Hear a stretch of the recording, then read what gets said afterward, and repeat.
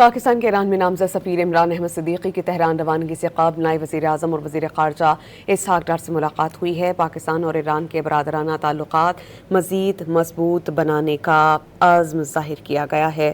نائب وزیر اعظم اسحاق ڈار نے دو طرفہ تعاون بڑھانے کی ہدایت کی ہے۔ انہوں نے باہمی روابط کے لیے قریبی ہم آہنگی اور باہمی افہام و تفہیم کی اہمیت کی ضرورت پر بھی زور دیا ہے۔ اسحاق ڈار نے علاقائی امن، مکالمے اور استحکام کے فروغ میں پاکستان کے تعمیری اور ذمہ دارانہ کردار کو اجاگر کیا ہے اور واضح کیا ہے کہ نامزد سفراء اور دونوں برادر ممالک کے درمیان درینہ شراکت داری کو مزید مضبوط بنانے میں اہم کردار ادا کریں گے۔ اسحاق ڈار نے سفیر عمران صدیقی کے لیے نیک تمناؤں کا اظہار بھی کیا۔